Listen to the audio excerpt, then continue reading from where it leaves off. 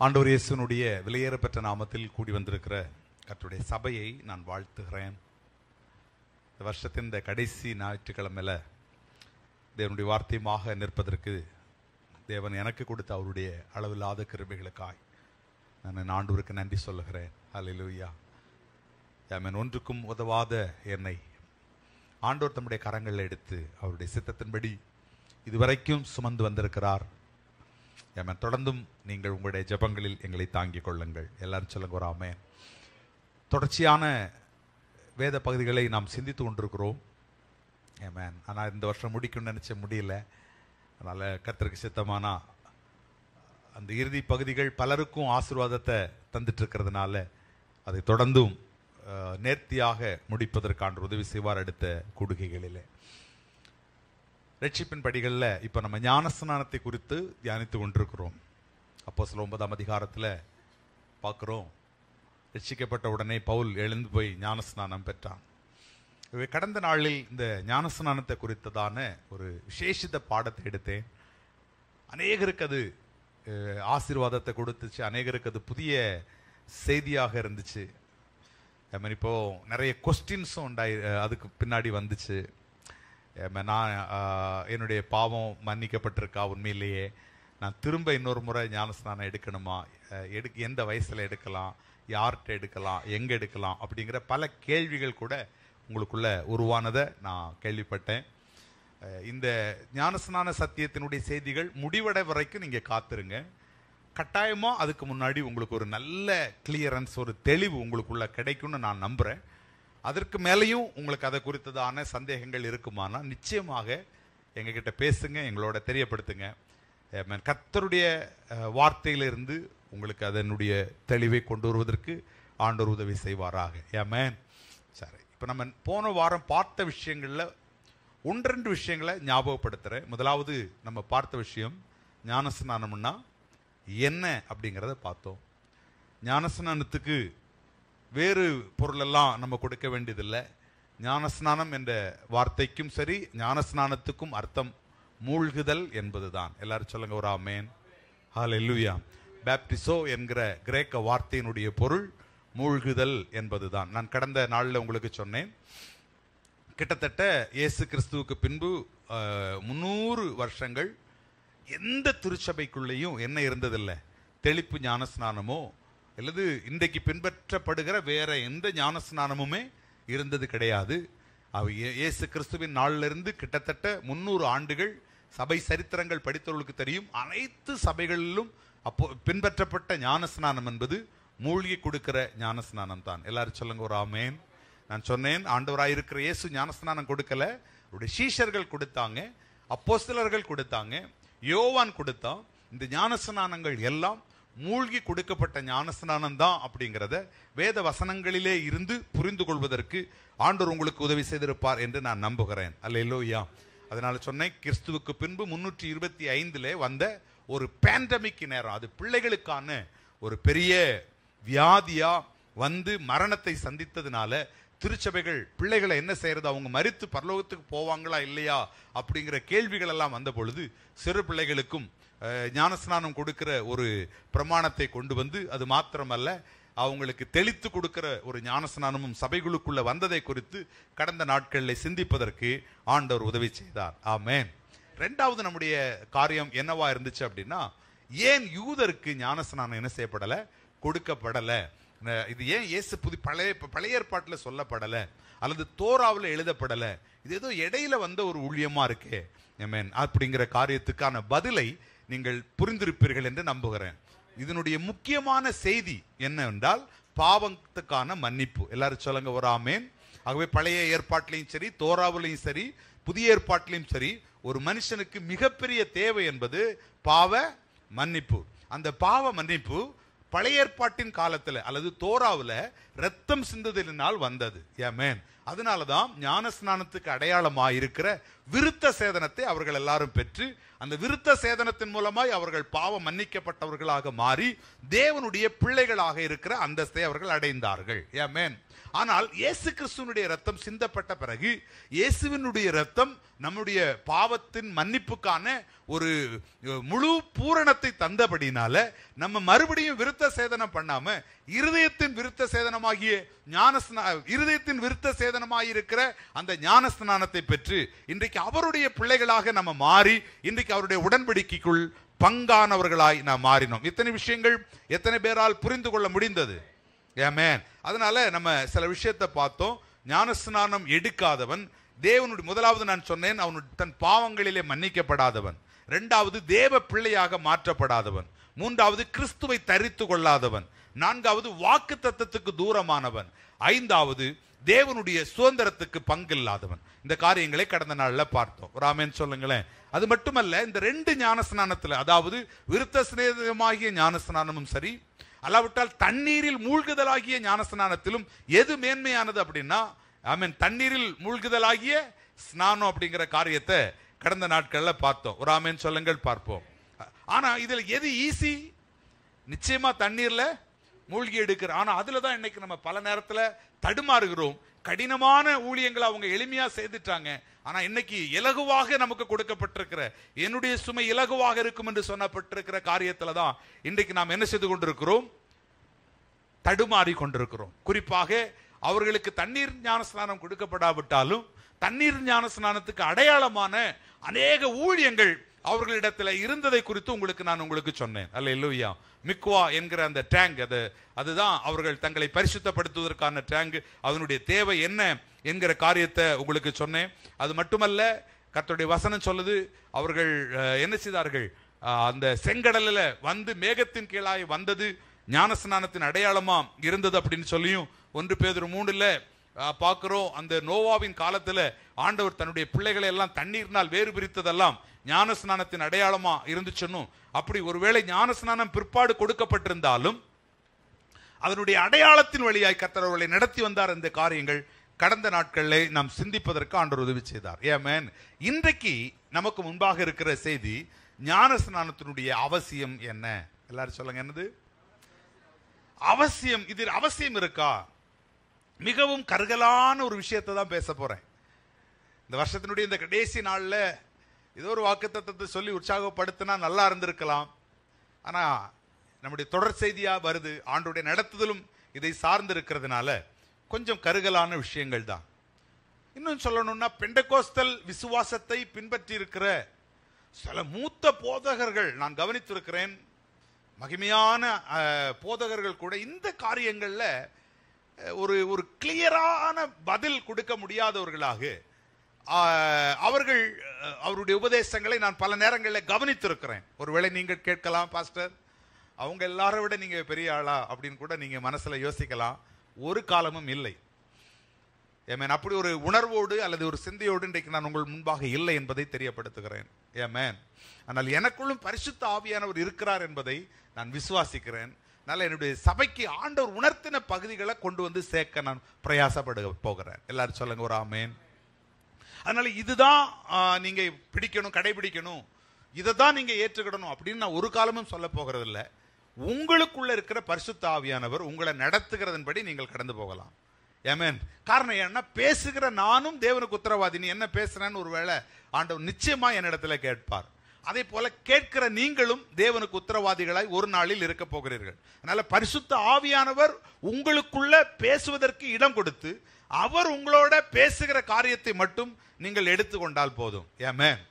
இன்றைக்கு இந்த ஞானஸ்நானத்தை குறித்த பலருடைய அபிப்பிராயம் என்னன்னா, ரட்சிப்புக்கு ஒன்றும் அது ஒரு பெரிய தேவை அல்ல. என்னது?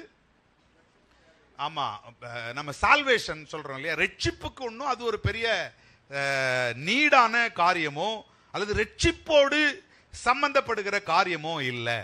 ஆமென். சிலர் என்ன சொல்றாங்கன்னா, இதனாலதான் பரலோகத்துக்கு போவோங்கிறதெல்லாம் கிடையாது, பரலோகத்துக்கு போறதுக்கும் இதுதான் வழி அப்படின்னு எல்லாம் பைபிள்ல எங்குமே கிடையாது. பலரும் சொல்ற காரியம் இது ஒரு ஆப்ஷனல் தான், இல்லாவிட்டால் என்ன சொல்றது, இது ஒரு தேர்வு, அவ்வளவுதான். இது நம்ம வேணா நம்ம செய்துக்கிடலாம், முடிந்தா செய்துக்கிடலாம், ஒருவேளை முடியலைன்னாலும் இருதயத்தினுடைய மாற்றம் மட்டும் நமக்கு இருந்தா போதுமானது. அந்த இருதயத்தினுடைய மாற்றம் இருந்தா நம்ம ஆண்டுடைய சமூகத்துல என்ன செய்தரலாம், போயிடலாம். இப்படி எல்லாம் நிறைய குழப்பமான புரிந்து கொள்வதற்கு கடினமான உபதேசங்கள் இன்றைக்கு கேட்கறதுனாலதான் நமக்கு பிரச்சனை. ஆமென். மற்ற பிள்ளைகளுக்கு அப்படியெல்லாம் இல்லை. இப்ப கிராமங்களுக்கு இந்த பிரச்சனை எல்லாம் கிடையாது. ஆனா நம்ம இப்படிப்பட்ட செய்திகளை நிறைய கேட்கறதுனால நமக்கு ஒரு பெரிய குழப்பமே இதற்கு வரும். ஒரு ஆமேன் சொல்லுங்கள் பார்ப்போம். சரி, என்ன இதுல நமக்கு முன்னாடி இருக்கிற விஷயம்? எல்லாத்தையும் சொல்றதுக்கு நேரம் இல்லை. ஆனா சில விஷயத்தை உங்களுக்கு நான் உறுதிப்படுத்திக் கொள்கிறேன். முதலாவது நீங்கள் புரிந்து கொள்ள வேண்டும், இன்றைக்கு ஞான ஸ்நானம் ஒருவரையும் ரட்சிக்கிறது கிடையாது. எல்லாரும் சொல்லுங்க ஒரு ஆமேன். ஹல்லேலூயா. ஞான ஸ்நானம் ஒருவரையும் ரட்சிக்கிறது என்று ஒரு காலமும் நான் இந்த இடத்துல பேச போகிறது கிடையாது. ஏமேன். விசுவாசமே நம்ம என்ன செய்யும், ரட்சிக்கும். ஆண்டவராயிருக்கிற இயேசு கிறிஸ்துவின் மேலுள்ள விசுவாசம் தான். அந்த விசுவாசத்தை குறித்து நம்ம கர்த்தருடைய வசனத்துல வாசிக்கிறோம். எபேசியர் 2:8-9 ரொம்ப தெளிவாய் சொல்கிறது. கிருபையினால் விசுவாசத்தை கொண்டு என்ன செய்தோம், ரட்சிக்கப்பட்டோம். இது உங்களால் உண்டானதல்ல, தேவனுடைய பெரிதான ஈவு என்று சொல்லிவிட்டு ஒருவரும் இது தங்களை மேன்மைப்படுத்திக் கொள்ளாதபடி இது கிரியையினால் உண்டானதே அல்ல. ஆக ரட்சிப்பு என்பது தேவனுடைய இரக்கத்தினால் கிடைத்ததுதான், கிருபையினால் கிடைத்ததுதான். இதிலே கிரியைகள் என்று சொல்வதற்கு ஒன்றுமில்லை. இது விசுவாசத்தினால் மாத்திரம் நமக்கு கிடைத்தது என்பதை ஒரு காலமும் நான் மறுக்கல. ஒரு ஆமென் சொல்லுங்க பார்ப்போம். அதை நாம் பூரணமாய் விசுவாசிக்கிறோம். ஆனால் இன்றைக்கு நான் சொல்ல வருகிற காரியம், ரட்சிக்கப்பட்டவனுடைய கிரியை மிக முக்கியமான தேவை என்னன்னா ஞானஸ்நானம். ஒரு ஆமென் சொல்லுங்களேன். ரட்சிக்கப்படுவதற்கு ஞானஸ்நானம் தேவையில்லை. ஆனால் ரட்சிக்கப்பட்டவனுக்கு என்ன தேவை, ஞானஸ்நானம் தேவை. ரெண்டுக்கும் வித்தியாசம் இருக்கு. நீங்க ரொம்ப சிம்பிள். அதனாலதான் நான் அந்த விருத்த சேதனத்தை பத்தி பேசினேன். பழைய ஏற்பாட்டின் காலத்துல விருத்த சேதனம் மட்டும்தான் ஒருவன் தேவனுடைய பிள்ளையாக மாற்றப்பட்டிருக்கிறான் என்பதனுடைய அடையாளம் இல்லையா? ஆண்டவர் ஆபிரகாமுக்கு சொல்லும்போது சொன்னார், அதாவது உன்னோடு நான் ஏற்படுத்துகிற அடையாளம் என்னவென்றால், நீ என்ன செய்திருக்கணும், உன் வீட்டில இருந்த அத்தனை பேர் என்ன செய்யணும், விருத்த சேதனை எடுக்கணும். ஆபிரகாம் 99 வயதிலும் இஸ்மவேல் 13 வயதிலும் அவனுடைய வீட்டில் இருக்கிற அவரவர்களுடைய எல்லா வயதிலும் என்ன செய்தாங்க, முழுமையாய் விருத்த சேதனம் பெற்றார்கள். காரணம், உனக்கும் எனக்குமான அடையாளம் என்று சொல்லிவிட்டு, அந்த விருத்த சேதனம் பெறாத யாராகவும் இருப்பான் என்றால் ஜனத்தின் நடுவில் இருந்து அவன் அறுப்புண்டு என்ன செய்யணும், அவனுக்கும் எனக்கும் சம்பந்தம் இல்ல, ஏன் ஜனத்தின் நடுவில் அவன் இருக்கவே முடியாதுன்னு சொல்றாரு. ஆக விருத்த சேதனம் யாரையும் ரட்சிக்கவில்லை. ஆனால் ரட்சிக்கப்பட்டவனுக்கு அன்றைக்கு விருத்த சேதனம் அடையாளமாய் இருந்தது. எத்தனை பேர் புரிந்திருக்கிறீர்கள்? ஆமென். அவர்கள் பண்ணின அந்த இரத்தத்தினால, அந்த இரத்த சிந்துதலினால அல்ல, ஆனால் இயேசு கிறிஸ்துவை மனதார அவர்கள் இருதயத்தில் ஏற்றுக்கொண்டவர்கள். அதற்கு அடையாளமாய் அவர்கள் விருத்த சேதனம் பண்ணி கொண்டார்கள். அதற்கு முன்பாகவே அவர்கள் இருதயத்தில் இயேசுவுக்கு ஒப்பு கொடுத்தார்கள்.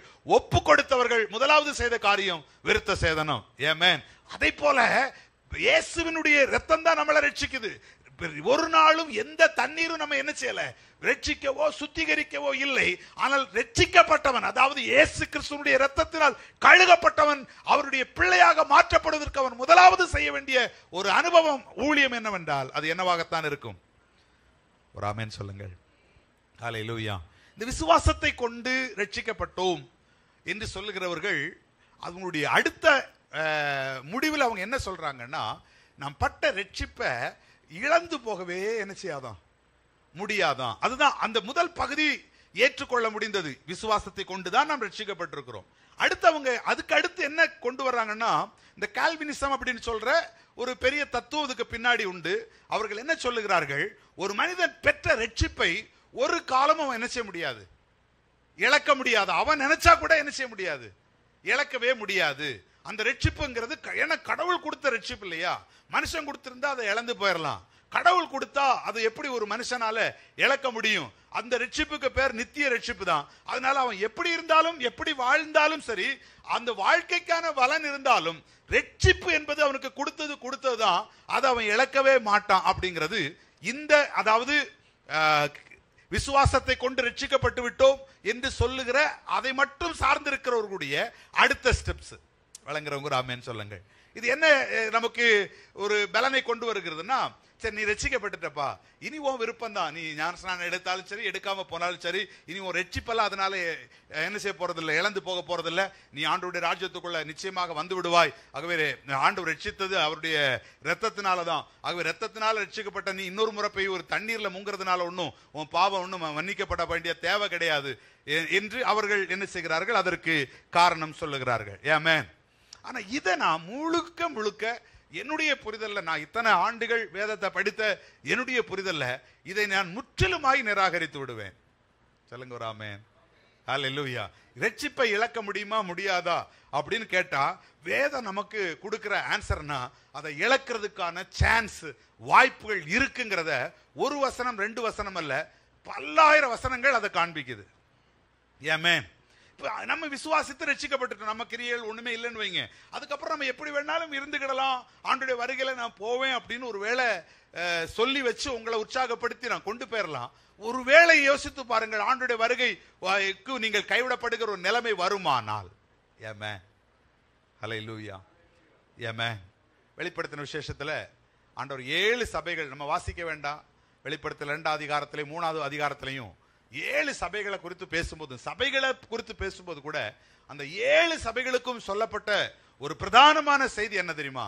மனம் திரும்புங்கள். எல்லாரும் ஒரு ஆமென் சொல்லுங்க. ஹல்லேலூயா. ஒவ்வொரு சபையும் எச்சரிக்கிறார், நீ மனம் திரும்பலன்னா உன் விளக்கு தண்டை நீக்கிடுவேன், மனம் திரும்பலன்னா ஜீவ புஸ்தகத்திலிருந்து உன் பேரை கிழிச்சு போட்டுருவேன், மனம் திரும்பல அப்படின்னா ஆமென் நான் உன்னை புறந்தள்ளிடுவேன். அப்ப மனம் திரும்பு, நீ விழுந்து என்ன நிலைமையில இருந்து. அப்போ யோசிப்பு, ரட்சிப்பு இழக்க முடியாதது, ரட்சிப்பு என்பது ஒரு நாளும் அது கெட்டு போகாது அப்படிங்கிற ஒரு இடத்துல இருக்குமானா, எதற்காக ஆண்டவர் இப்படி சொல்லணும், நான் உன்னை தள்ளிடுவேன், உன்னை நான் விட்டுருவேன். அப்போ ரட்சிப்புக்கு பின்னாடி அது இழந்து போக ஒரு வாய்ப்பு இருக்குங்கிறத பரிசுத்த வேதாகமும் திட்டமும் தீர்மானமாய் பேசுகிறது. எல்லாரும் சொல்லுங்க ஒரு ஆமென். எபிரேயர் நிருபம் 3 அதிகாரம் 12வது வசனத்துல ரொம்ப அற்புதமான வசனங்களை நீங்க பார்க்கிறோம். நீங்கள் ஜீவனுள்ள தேவனாகிய தேவனை விட்டு விலகுவதற்கு ஏதுவான அவிசுவாசம் உள்ள பொல்லாத இருதயம் ஒருவனுக்குள்ளும் வராதபடிக்கு நீங்கள் எச்சரிக்கை உள்ளவர்களாக இருங்கள். ஆமென். ரட்சிப்பு நஷ்டமே அடையாது பிரதர் அப்படின்னா இந்த வார்த்தைக்கு நம்ம என்ன பொருள் புரிந்து கொள்வோம்? பைபிள் சொல்லுது, நீங்கள் ஜீவன் உள்ள தேவனை விட்டு விலகுவதற்கு ஏதுவான பொல்லாத இருதயம் வருவதற்கான வாய்ப்பு. இது ஒரு எச்சரிப்பு தான். இந்த எச்சரிப்பு என்பது நம்மளை ரொம்ப பயமுறுத்தி நமக்கு ஒரு பெரிய ஒரு ஃபியரிங்கை கொடுத்து, ஸோ நம்ம ரட்சிப்பு இழந்துருவோமோ அப்படின்னு நமக்குள்ள இருக்கு. அவங்க அதான் சொல்றாங்க, அப்படி ஒரு சமாதானத்தை எல்லாம் கர்த்தர் நமக்குள்ள இருந்து எடுக்க மாட்டார். ஆமென். அப்படி ஒரு சமாதானத்தை எல்லாம் நம்ம கொண்டு கர்த்தர் செய்ய மாட்டார். நம்ம தான் பயமுறுத்தி தேவ சமாதானம் அப்படியெல்லாம் இல்லை. ஒரு எச்சரிப்பு உணர்வு என்பது நம்முடைய சமாதானத்தை இழப்பதற்காக நாம் செய்கிற காரியம் அல்ல. எல்லாரும் சொல்லுங்க ஒரு ஆமென். ஒரு எச்சரிக்கை உணர்வு என்பது நாம் கவனமாய் இருப்பதற்காக இல்லையா? யோசிச்சு பாருங்க, நம்ம சாப்பிடும் போது நம்ம ஒரு எச்சரிக்கை உணர்வோட என்ன செய்யறோம்? சாப்பிடுறோம். அதுக்காக பயந்துட்டே இருக்கிறோம். யோசிச்சு பாருங்க, நமக்கே தெரியுது இன்னைக்கு இவ்வளவு இனிப்பு சுகர் இருக்கு, இவ்வளவு இனிப்பை சாப்பிட்டோம்னா நாளைக்கு என்ன செய்யும்?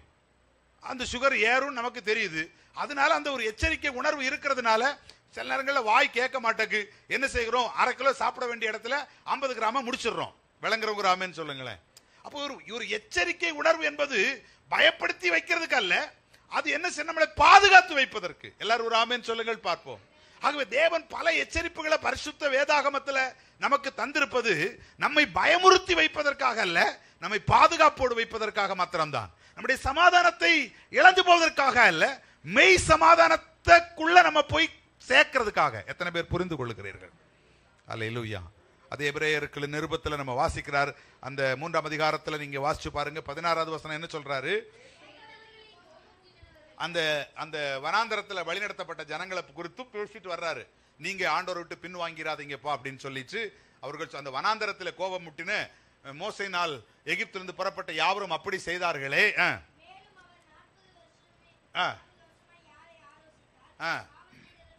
பாவம் செய்தவர்கள் அல்லவா? வனாந்தரத்தில் அந்த சவங்கள் எல்லாம் விழுந்துச்சு. வாக்கு தத்தங்களை வாங்கிட்டு வெளியில வந்தாலும் அந்த சவங்கள் எல்லாம் விழுந்துச்சு. யாரை குறித்து ஆணையிட்டார்? கீழ்ப்படியாதவர்களை குறித்து அல்லவா? ஆவலால் அவிசுவாசத்தினால் அதிலே அவர்கள் பிரவேசிக்க கூடாது என்று பார்க்கிறோம். எல்லாரும் கவனிங்க. இந்த ரட்சிப்பு நஷ்டம் அடையாது என்று சொல்லுகிறவர்கள் அவங்க கிட்ட நம்ம போய் சொல்றோம், எப்படி பிரதர் நஷ்டம் அடையாது? இப்ப பாக்குறோம், ஆதாமை ஆண்டவர் ஏற்படுத்தி ஏதேன்ல வச்சார், ஆதாம் நஷ்டம் அடைந்தான். ஆண்டவர் ஏற்படுத்தின எத்தனையோ ராஜாக்கள் தங்களை கெடுத்துக்கிட்டாங்க. எல்லாம் கர்த்தர் ஏற்படுத்தினதுதான், ஆனா அவங்க எல்லாம் கெடுத்துக்கிட்டாங்க அப்படின்னு சொல்லும் போது அவர்கள் அதற்கு கொடுக்கிற பதில் என்னவென்றால், அது பழைய ஏற்பாடு. அவங்க யாருமே இயேசுவினுடைய இரத்தத்தால மீட்கப்படல. இரத்தத்தினால நம்ம மீட்கப்படும் பொழுது அவர்கள் சொல்லுகிற காரியம் என்ன? இரத்தத்தினால நம்ம மீட்கப்படும் பொழுது ஆண்டவர் சொல்றாரு, ஏன் எனக்கிட்ட ஒப்புவித்ததை காத்துக்கொள்றதுக்கு நான் வல்லவரா இருக்கிறேன், நீ அதை பத்தி கவலைப்படாதேங்கிறாரு. ஏமேன். அந்த யூதாவின் புஸ்தகத்தினுடைய கடைசியில வழுகாதபடி உங்களை கொண்டு வந்து மாசற்றவர்களா ஏன் சமூகத்தில் நிறுத்ததுக்கு நான் வல்லமை உள்ளவர்னு சொல்லிட்டார் இல்லையா? அப்புறம் ஏன் நீ அதை பத்தி கவலைப்படுற அப்படின்னு அவர்கள் அதற்கு காரணம் சொல்லுகிறார்கள். ஏன்னா புதிய ஏற்பாட்டுல நம்ம அப்படியெல்லாம் கடைபிடிக்க வேண்டியதில்லை, நம்ம விழமாட்டோம். ஏமே, பழைய ஏற்பாட்டுல அநேகர் விழுந்திருக்கலாம். ஆனா இந்த இடத்துல புதிய ஏற்பாடு நமக்கு சொல்லுது, அங்க அப்போஸ்தலர்கள் பேசும்பொழுது என்ன சொல்லுகிறார்கள்? அவர்கள் வனாந்தரத்துல வாக்குத்தத்தங்களை பெற்றவர்கள் விழுந்து போயிட்டாங்கப்பா, நீ விழுந்துடக்கூடாது. ஆகவே ஜீவன் உள்ள தேவனை விட்டு விலகுவதற்கான அவிசுவாசம் உள்ள இருதயம் உனக்குள்ள என்ன செய்யக்கூடாது, வந்துடக்கூடாது அப்படின்னு யாரை எச்சரிக்கிறார்கள்? அப்போஸ்தலர்கள் சபையை எச்சரிக்கிறார்கள். விளங்கிக் கொள்கொள்ளாமே சொல்லுங்க. அதனால புதிய ஏற்பாட்டுல யார் அவருடைய ராஜ்யத்துக்குள்ள போய் நிக்க போறான்னு நமக்கு இன்னும் தெரியாது. ஏமேன், அது அவருக்கு தான் தெரியும். ஆனா முடிவில் நம்ம என்ன செய்யக்கூடாது, விளங்கிக் கொள்ளுகிற ஒரு ஆமேன் சொல்லுங்கள் பார்ப்போம். ஹல்லேலூயா. அதனாலதான் மத்தேயு 7ஆம் அதிகாரத்தின் 21வது வசனம் சொல்றது, என்னை நோக்கி, வசனம் எல்லாம் தெரிஞ்சது வாசிக்க வேண்டாமே, கர்த்தாவே கர்த்தாவே என்று கூப்பிடுகிறவன் அல்ல, என்னுடைய சித்தத்தை செய்கிறவன் என்னுடைய பிதாவின் ராஜ்யத்துக்குள்ள என்ன செய்வான், பிரவேசிப்பான். ஹல்லேலூயா. அந்த கன்னிகைகள் வந்து அதனாலதான் இயேசு கிறிஸ்து மத்தேயு 25 அந்த ஓமையை சொல்லும்போது கன்னிகைகள் வந்து அவர்களும் கதறி சொல்றாங்க, ஆண்டவரே எங்களுக்கும் இறங்கும், நம்ம எங்களுக்கும் கதவை திறந்து கொடும் என்று சொல்லுகிறார்கள். ஹல்லேலூயா. அந்த கன்னிகைகள் ஒன்றும் அவிசுவாசிகளோ தேவனை அறியாதவர்களோ பாவிகளோ எல்லாம் கிடையாது. ஒரு நேரம் வரைக்கும் கையில தீவெட்டி இருந்துச்சு, ஒரு நேரம் வரைக்கும் மணவாளனுக்காக எதிர்பார்த்து இருந்து ஜெபம் பண்ணிட்டு இருந்தவங்க, ஒரு நேரம் வரைக்கும் தேவனை ஆராதித்து கொண்டிருந்தவர்கள், ஒரு நேரம் வரைக்கும் ஆண்டவருக்காக நின்றவர்கள் தான். யாரும் பாவிகள் எல்லாம் கிடையாது. ஆனா ஒரு குறிப்பிட்ட நேரம் வரும்போது அவங்க விளக்கு அணைந்து போகிறது.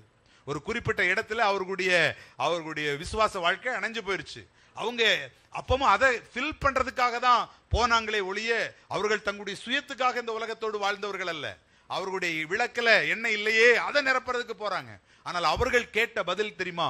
உங்களை எனக்கு தெரியாதே, நீங்க யாருன்னே தெரியாதேங்கிறாரு. என்ன ஆண்டவரே, யோசித்து பாருங்க. இந்த சத்தத்தை ஒருவேளை நீங்கள் கடைசியில கேட்பதற்கு ஆயத்தமாய் இருப்பீர்கள் என்றால் நீங்கள் எப்படி வேண்டுமானாலும் வாழ்ந்து விடலாம். ஹல்லேலூயா, ஹல்லேலூயா. ஒருவேளை இந்த சத்தம் எனக்கு கேட்டாலும் எனக்கு பதில் சொல்ல முடியும் அப்படிங்கிற திறமையும் திராணியும் இருந்தால் நீங்கள் இந்த ஞானஸ்நான உடன்படிக்கை எல்லாம் எடுக்க வேண்டியதில்லை. அப்படி இல்லை என்றால் கர்த்தர் வரும் பொழுது அவருடைய சித்தம் செய்தவர்கள் அவருடைய ராஜ்யத்துக்குள் பிரவேசிப்பார்கள் என்று எழுதியிருக்கிற பொழுது அவருடைய சித்தமாயிருக்கிற தேவனுடைய வார்த்தைக்குள் நான் வர வேண்டும் என்று விரும்புகிறவர்கள் இந்த உடன்படிக்கையை எடுத்தே ஆக வேண்டும். எல்லாரும் சொல்லுங்க பாப்போம். 103ஆம் சங்கீதத்துல நம்ம இப்படி வாசிக்கிறோம். 103ஆம் சங்கீதம் அவனுடைய 17-18வது வசனத்துல வாசிங்க.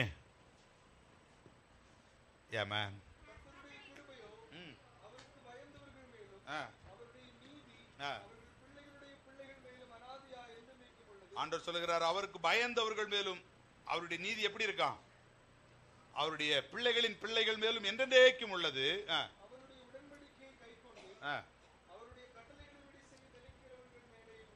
ஒரு ஆமென் சொல்லுங்களேன். இன்னைக்கு ஆண்டவர் சொல்லுகிறார், அந்த அவருடைய நீதி யார் மேல இருக்க தெரியுமா? அவருடைய உடன்படிக்கை கை கொண்டு அவருடைய கட்டளைகளின்படி செய்ய நினைக்கிறவர்கள் மேலேயே உள்ளது.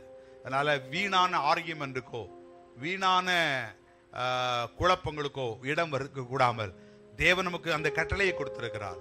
அது முழு மனதோடு கூட ஏற்றுக்கொண்டு அந்த உடன்படிக்கையில நின்று ஆண்டுடைய ஆசீர்வாதங்களை பெற்றுக் கொள்வதற்கான கிருபைகளை முதலாவது கர்த்தர் நமக்கும் சபைக்கும் தந்தருள்வாராக. அல்லேலூயா.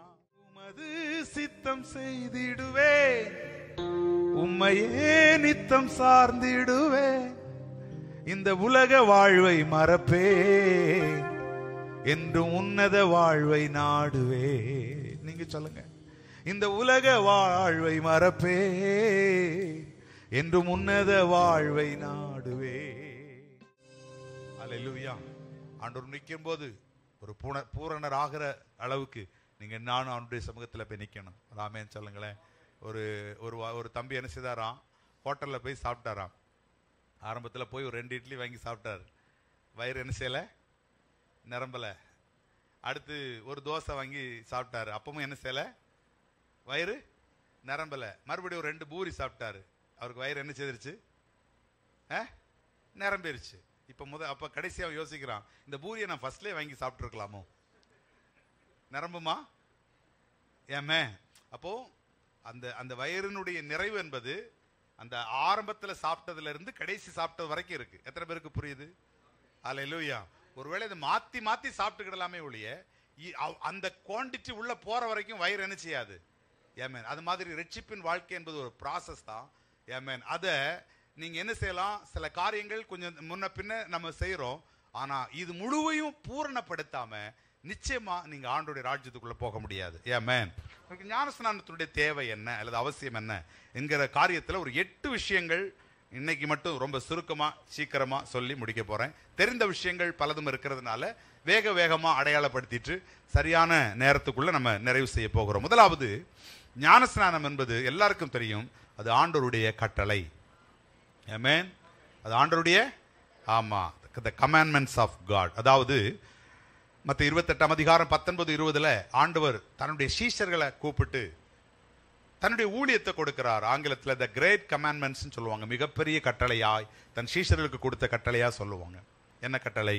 நீங்கள் புறப்பட்டு போய் சகல ஜாதிகளையும் நினைச்சீங்கள், சீஷராக்கி பிதா குமாரன் பரிசுத்தாவியின் நாமத்துல என்ன செய்யுங்க, ஞான ஸ்நானம் கொடுங்க. இது இந்த கட்டளையை கொடுத்தது யார்? தேவன், இயேசு கிறிஸ்து. ஆமென். சரி, நான் யோசிச்சு பாருங்க, ஒரு ராஜாவினுடைய கட்டளையை ஒருவர் மீறினா அது என்னதுதான்? ஆமென். அது நல்ல கட்டளையோ ஆகாத கட்டளையோ, ஒரு ராஜ கட்டளையை ஒரு குடிமகன் மீறுவான் என்றால் அது பாவம் மட்டுமல்ல, மரணத்துக்கு ஏதுவான ஒரு குற்றம். எல்லாரும் சொல்லுங்க ஒரு ஆமென். மீற முடியாது, யாருமே என்ன செய்ய முடியாது, மீற முடியாது. அப்படியானால் நம்முடைய ஆண்டவர் யார் சொல்லுங்க? ராஜாதி ராஜா. ஆமென், அதுதான் உண்மை. நம்முடைய ஆண்டவர் ராஜாவல்ல, ராஜாக்களுக்கெல்லாம் ராஜா. அவருடைய கட்டளைகளை நம்ம மீறணும் அப்படின்னா நிச்சயமா நாம் குற்றம் உள்ளவர்களாக மட்டுமல்ல, மரண ஆக்கணைக்கு பாத்திரர்களாகவே இருப்போம். அதனாலதான் 2ஆம் சங்கீதத்தினுடைய கடைசி வசனம் சொல்லுகிறது, குமாரன் கோபம் கொள்ளாமலும் நாம் அழிந்து போகாமலும் இருக்க அவரை முத்தம் செய்யுங்கள். கொஞ்ச காலத்தில் அவருடைய கோபம் என்ன செய்யும்? பற்றி கொள்ளும். அவரை அண்டிக் கொள்ளுகிற மனுஷன் பாக்கியவான். எல்லாரும் சொல்லுங்க பாப்போம் ஆமென். அதனாலதான் கர்த்தருடைய வசனத்தை சொல்லுது, அவருடைய வார்த்தைகளை என்ன செய்யணும்?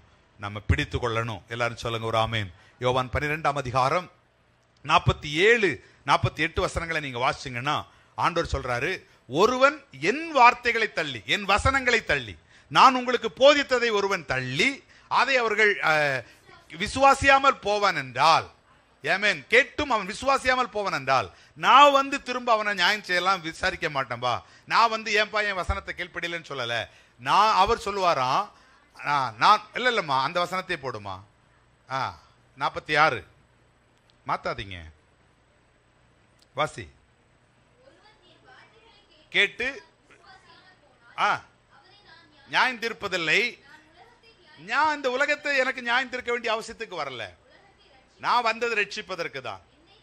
என்னை தள்ளி, அப்ப அதாவது என் வார்த்தைகளை ஏற்றுக்கொள்ளாதவனை நியாயம் தீர்க்கிற ஒன்று இருக்கிறது. எல்லாரும் சொல்லுங்க ஒரு ஆமென்.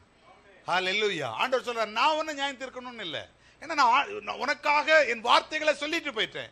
என்னை தள்ளி என் வார்த்தைகளை நீ தள்ளினா, ஆமென், நான் அல்ல, நீ படித்த இந்த வசனமே என்ன செய்யும்? எல்லாரும் சொல்லுங்க ஒரு ஆமென். ஆகவே நீங்கள் புறப்பட்டு போய் சகலருக்கும் என்ன செய்யுங்கள்? ஞான ஸ்நானம் கொடுங்கள் என்பது தேவனுடைய வார்த்தை. ஒருவேளை இந்த வார்த்தைகளை ஒரு மனிதன் தள்ளி விடுவான் என்றால் தேவன் அல்ல, அவன் கையில் இருக்கிற வசனமே அவனை ஒரு நாளில் நிச்சயமாக என்ன செய்திரும்? நியாயம் தீர்த்துரும். ஒரு ஆமென் சொல்லுங்கள். 2வது, இந்த இடத்துல நம்ம புரிந்து கொள்ள வேண்டிய தேவனுடைய கட்டளை அது அப்படிங்கிற காரியத்தில் நம்ம புரிந்து கொள்ள வேண்டிய காரியம் என்னன்னா, நம்ம ஆண்டவரை நேசிப்பதனுடைய முதல் அடையாளமே என்னதான்? ஆமென் சொல்லுங்க. ஆண்டவரை நான் நேசிக்கிறேன் அப்படிங்கிறதுக்கு நிறைய அடையாளங்கள் இருக்கு. இன்னைக்கு நீங்க ஆலயத்துக்கு வந்திருக்கிறது ஒரு ஆண்டவரை நேசிப்பதனுடைய அடையாளம் தான். நீங்கள் ஆராதனை செலுத்தும் போது அழுது கொண்டு பாரத்தோடு நீங்க நின்னது ஆண்டவரை நேசிப்பதனுடைய ஒரு அடையாளம். ஆமென் சொல்லுங்களேன்.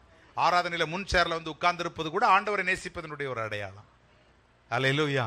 வெளியில உட்கார்ந்து இருக்கிறதும் அதுக்காக நேசிக்கிறது இல்லைன்னு அல்ல, நீங்களும் ஆண்டவரை வேறொரு விதத்தில் வேறொரு நிலையில நேசிக்கிறீர்கள். சொல்லுங்க ஒரு ஆமென். சரி, ஆனா பைபிள் நமக்கு காண்பித்திருக்கிற அடையாளம் என்ன அப்படின்னா 1 யோவான் 5:3 என்ன சொல்லுகிறது? 1 யோவான் 5:3 சொல்லுகிறது, நாம் தேவனுடைய கற்பனைகளை கைக்கொள்ளுவதே. அப்ப ஞானஸ்நானம் என்பது யாருடைய கற்பனை? தேவனுடைய கற்பனை. தேவனுடைய கற்பனைகளை கைக்கொள்ளுவதே நாம் அவரிடத்தில் வைக்கிற அன்பு. அப்ப தேவனுடைய கற்பனைகளை கைக்கொள்ளாம இங்க வந்து அன்பு கூறுவேன், இன்னும் அதிகமாய் அன்பு கூறுவேன். என்னது இன்னும் அதிகமாய்? என்ன அன்பு கூறுவீங்க சொல்லுங்க பாப்பா. ஆண்டவர் என்ன சொல்வார்? ஏன் கற்பனைகளை கைக்கொள்றதானப்பா அன்பே. அதெல்லாத்தையும் நீ தள்ளி வச்சுட்டு எங்க இருந்து என்ன அன்பு கூறுவ? விளங்குறவங்க மட்டும் ஒரு ஆமென் சொல்லுங்க. ஹல்லேலூயா. வசனம் சொல்லுது யோவான் 14:23, ஒருவன் என்னில் அன்பாயிருந்தால் அவன் என் வசனத்தை என்ன செய்வான்? கைக்கொள்ளுவான். அடுத்த ஆசீர்வாதத்தை பாருங்க, அவன்ல என் பிதா அன்பாயிருப்பார், நான் மட்டும் இல்ல நாங்கள் வந்து ஏமே அவனோடு கூட என்ன செய்வோம்? வாசம் பண்ணுவோம். ஒரு ஆமென் சொல்லுங்களேன். அடுத்த வசனம் சொல்லுது, என்னில் அன்பாக ஒருவன் இல்லாவிட்டால் என்னுடைய கற்பனைகளை வசனங்களை அவன் என்ன செய்ய மாட்டான்? கை கொள்ளவே மாட்டான். அப்போ கர்த்தருடைய கட்டளை தான் என்னது? ஞானஸ்நானம். அப்போ கர்த்தருடைய கட்டளைகளை கை கொள்ளலைன்னா முதலாவது நான் குற்றம் என்று சொன்னேன். ரெண்டாவது, நாம் தேவனை நேசிப்பதனுடைய அடையாளம் என்னன்னு கேட்டீங்கன்னா அவருடைய கற்பனைகளை கை கொள்வதுதான். இப்போ நீங்க பாருங்க, அவருடைய கற்பனைகளை குறித்து சொல்லும்போது ஆண்டவர் சொல்கிறார், வருத்தப்பட்டு பாரம் சுமக்கிறவர்கள் என்னிடத்தில் வாருங்கள், நான் உங்களுக்கு இளைப்பாறுதல் தருவேன். என்னுடைய நுகம் எப்படிப்பட்டதா இருக்கும்? ஆமென். மெதுவாயும் இலகுவாக இருக்கும். ஆண்டவர் கொடுத்த கற்பனைகளை யோசித்து பாருங்க பாப்போம். நியாயப்பிரமாணத்தை மாதிரி கடினமான கற்பனைகளை கொடுக்கல, நமக்கு என்ன கற்பனைகளை கொடுத்தாரு? இலகுவான கற்பனைகளை கொடுத்தார். எல்லாரும் ஒரு ஆமென் சொல்லுங்களேன். நியாயப்பிரமாணம் இருந்தா நம்மளால எப்படி நின்றுக்க முடியும்? யோசிச்சு பாருங்க பாப்போம். ஆமென். ஆனா கர்த்தர் எவ்வளவு இலகுவான கற்பனைகளை நமக்கு கொடுத்திருக்கிறார். ஆனா அந்த இலகுவான கற்பனைகளை கூட தடுமாறுறோம் அப்படின்னா யோசித்து பாருங்க, நம்ம எப்படிப்பட்டவர்களாக இருப்போம். அதனாலதான் கர்த்தருடைய வசனம் சொல்லுகிறது, அவரை அன்பு கூறாமல் போகிறவன் சபிக்கப்பட்டவன். எல்லாரும் சொல்லுங்க. 1 கொரிந்தியர் 14. இது ரொம்ப கடினமான ஒரு வார்த்தை, கடினமான ஒரு பகுதி. அவரை அன்பு கூறாமல் போனால் அவன் யாரா? அவரை அன்பு கூறுவது அவருடைய கட்டளை, அவரை அன்பு கூறுவது அவருடைய கட்டளைகளுக்கு கீழ்ப்படுவது. அன்பு கூறலன்னா சபிக்கப்பட்டவன். ஏன்? அவர் உங்களை அன்பு கூர்ந்தது எப்போ? எப்போ உங்களை அன்பு கூர்ந்தார்? நான் பாவியா இருக்கும்போது. சொல்லுங்க. யோவான் 3:16 என்ன சொல்லுது? வசனம் மனப்பாடமா சொல்லுங்க. ஏமே குமாரனை தந்து அவன் கெட்டு போகாமல் நித்திய ஜீவனை அடையும்படிக்கு அவனை தந்து இவ்வளவா என்ன செய்தார்? அன்பு கூர்ந்தார். நாம் பாவிகளா இருக்கும் பொழுது கிறிஸ்து நம்மை அன்பு கூர்ந்ததினால் தேவன் நம்மேல் வைத்த அன்பை என்ன செய்தாராம்? விளங்க பண்ணினார். நாம் பாவிகளா இருக்கும் போது நேசித்தார். ஆனா அந்த பரிசுத்தரை நேசிக்கிறதுக்கு ஒருவேளை நம்ம தவறிவோம்னா நிச்சயமாய் சொல்லுகிறேன், அதற்கு ஏற்ற ஆக்கனை தீர்ப்பு உண்டு. ஒரு ஆமென் சொல்லுங்களேன். நாகமானை பார்த்து நமக்கு எல்லாருக்கும் அந்த சம்பவம் தெரியும். 2 ராஜாக்கள் 5 அந்த சம்பவம். நாகமான் சீரியா தேசத்திலிருந்து இஸ்ரவேலுக்குள்ள வர்றான். அப்படி இஸ்ரவேலுக்குள்ள வரும் பொழுது அவனை பார்த்து அந்த எலிசா சொல்றான், நீ யோர்தான்ல போய் 7 தரம் என்ன செய்திரு? முங்குங்கிறான். அவன் சொல்றான், எங்க ஊர்ல இல்லாத நதிகளா என்ன? இது என்ன விசேஷமான நதிகள்? ஏன்னா ஆர்கியூமெண்ட் முதல்ல நல்லா புரிஞ்சுக்காங்க. ஆர்கியூமெண்ட் பண்ற ஒரு எண்ணம், எங்க ஊர்ல இல்லாத நதிகளா? சுகத்துக்கு தானே நீ வந்தாய். ஆமென். சுத்திகரிப்புக்கு தானே நீ வந்தாய்.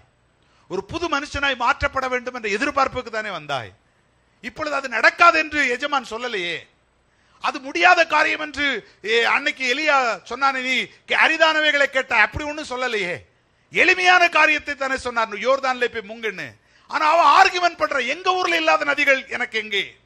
இன்னைக்கு நான் சொல்றேன், சிலர் இன்னைக்கு இந்த ஞானஸ்நான காரியத்துல பெரிய ஆர்கியூமெண்ட் பண்ணிட்டு இருக்கிறாங்க. ஏன் நான் முங்குனாதான் போவேனா? நீ முங்குனாதான் போவேன் இல்ல, நீ முங்குனாலும் முங்காட்டாலும் ஒரு நாள்ல போவ. எங்க போவேங்கிறத அவர் தீர்மானிப்பார். விளங்குறவங்க மட்டும் ஒரு ஆமென் சொல்லுங்க. இது என்னுடைய விருப்பம் அல்ல, இது என்னுடைய உபதேசம் அல்ல, இது என்னுடைய கட்டளை அல்ல, இது என்னுடைய ஆசை அல்ல. ஏன் இது பரலோகத்தின் தேவனுடைய விருப்பம், பரலோகத்தின் தேவனுடைய கட்டளை. ஆமென். அப்ப அந்த வேலைக்காரன் சொல்றான். அதுக்கப்புறம் சொல்றான், அவன் என்ன, அதுக்கு இன்னொரு காரணம் என்னன்னா, அவன் இன்னொரு மைண்ட்ல இன்னொரு ஐடியாவோட வந்தான். நான் போவேன், ஊழியக்காரன் என்ன பிரைஸ் லார்ட் சொல்லி கூப்பிடுவாரு, ஏன்னா நான் ஒரு ராஜா கிட்ட இருந்து லெட்டர்லாம் வாங்கிட்டு வர்ற ஒரு ஆள், குதிரை ரதங்களையும் வேற வந்திருக்கிறேன், ஒரு பக்கத்தில் காணிக்கை பெட்டியெல்லாம் வச்சிருக்கிறேன், நிறைய பொக்கிஷங்களை எடுத்துட்டு வந்திருக்கிறேன்.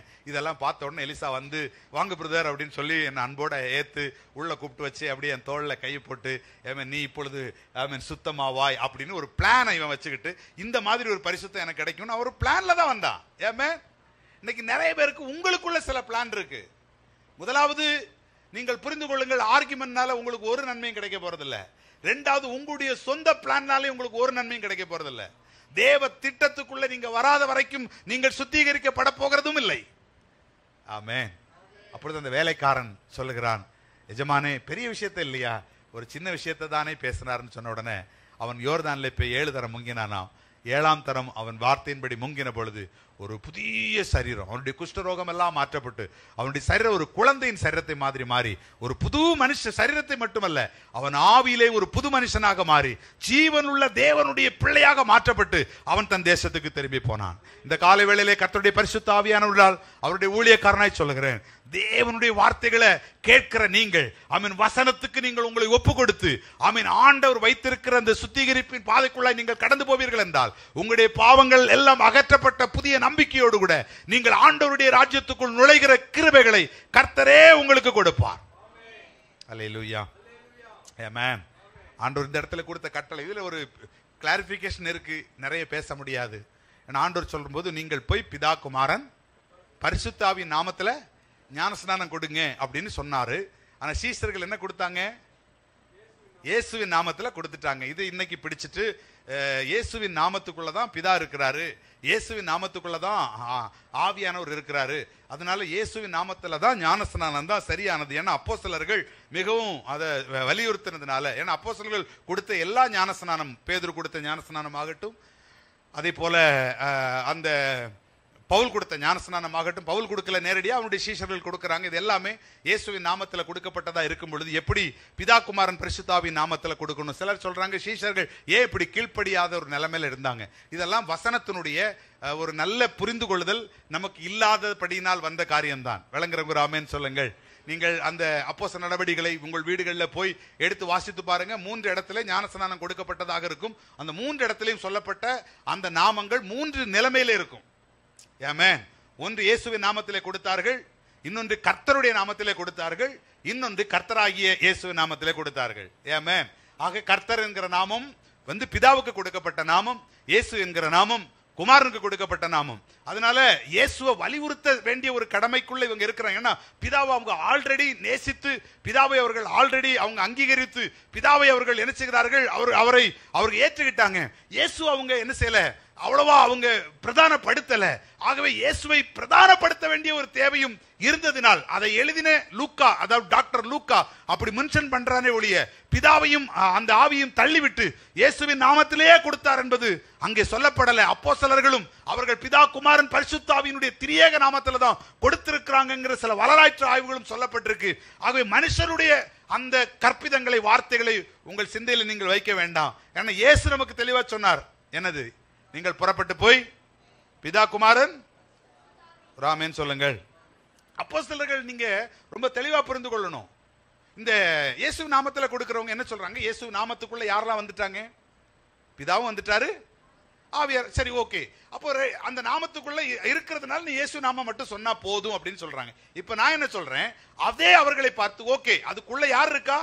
பிதாவும் இருக்கிறாரு, ஆவியானவர் இருக்கிறாருல்லப்பா. சரி, ஏன் அது பிதா குமாரன் பரிசுத்த ஆவின்னு ஏன் சொன்னா பாவமானா அவன் எந்த தலைகளை செய்ய மாட்டான். இப்ப நீ கொடுக்கிற ஞானஸ்நானத்துக்குள்ள பிதா இருக்கிறாரு, அதையே அப்ப அதை நீ உள்ளத்துக்குள்ள அறிக்கை செய்யறல்ல இருக்கிறாருன்னு, அதையே உன் வாயில சொல்ல மாட்டேன்னா அவங்க தலைகளை நின்றாலும் சொல்ல மாட்டாங்க. விளங்குறவங்க ராமேன்னு சொல்லுங்களேன். இயேசுவின் நாமத்தினால் எழுப்பி நட என்று பவுல் சொல்லும் போது பவுலுக்கு தெரியும் அந்த நாமத்துக்குள் பிதா இருக்கிறார். நாம் இன்றைக்கு இயேசுவின் மூலம் நாம் ஜெபிக்கிறோம் என்று இயேசுவின் நாமத்தை சொல்லும் பொழுதெல்லாம் நாம் புரிந்து கொள்ளுகிற காரியம் அங்கே பிதா இருக்கிறார், அங்கே பரிசுத்த ஆவியானவர் இருக்கிறார். ஏன் நாம் திருத்துவத்தை முழுமையா விசுவாசிக்கிறான், அவங்க அப்படி அல்ல. அதனால கள்ள போதகத்தை குறித்ததான ஒரு நல்ல தெளிவான பார்வை, அறிவு உங்களுக்குள் இருக்க வேண்டும். கொலோசியர் 3ஆம் அதிகாரம் 17வது வசனத்திலே வாசிக்கிற பொழுது சொல்லுகிறார் பாருங்கள், நீங்கள் எதை செய்தாலும் கர்த்தருடைய நாமத்திலே செய்து பிதா இயேசுவின் நாமத்திலே செய்துட்டு பிதாவாகிய தேவனை என்ன செய்யணும்? ஆமென். இவர்கள் இயேசு நாமத்தில் செய்துட்டு இயேசு நாமத்தை மட்டும் சொல்லிட்டு போனவங்க இல்ல. அவர்கள் எல்லோரும் எதை செய்தாலும் காரணம் இயேசுவின் நாமத்தில் அவர்கள் செய்து அவர்கள் யாரை மகிமைப்படுத்தினார்கள்? ஏமேன். லூக்காவின் புஸ்தகம் 6ஆம் அதிகாரம் அதனுடைய 46வது வசனத்தை வாசித்து பாருங்கள். சொல்லியும் இந்த இயேசுவின் நாமக்காரரை பாருங்கள். அப்போஸ்தலர்கள் கொடுத்த ஞானஸ்நானத்தின்படி கொடுக்கணும்னு நினைக்கிறாங்க இயேசுவின் நாமத்தில். ஆனால் இயேசுவே என்ன பேசினாரு? நீங்கள் புறப்பட்டு போய் என்ன செய்யுங்க? பிதா, குமாரன், அதை விட்டுட்டாங்க. யோசித்து பார்ப்போம். இந்த கடைசி நாட்களில் இப்படிப்பட்ட துருபதேசங்களுக்கெல்லாம் நம்ம விலகி இருப்பதற்கு ஆண்டவர் உதவி செய்வார். முதலாவது காரியம் தேவனுடைய கட்டளை. தேவனுடைய கட்டளைகளை நேசிப்பதுதான் அவர் மேல் நம்ம வைக்கிற அன்பு. தேவனை நேசிக்காவிட்டால் அது நமக்கு சாபம். ஆகவே கட்டளைகளுக்கு கீழ்ப்படுகிறவன் அவன் ஆசீர்வாதத்தை பெறுவான். இரண்டாவது காரியம் என்ன சொல்றேன்? தேவனுடைய ஆலோசனை. எல்லாரும் சொல்லுங்க, இது என்னது? லூக்கா 7:30 படியுங்கள். லூக்கா 7:30 வேக வேகமாக.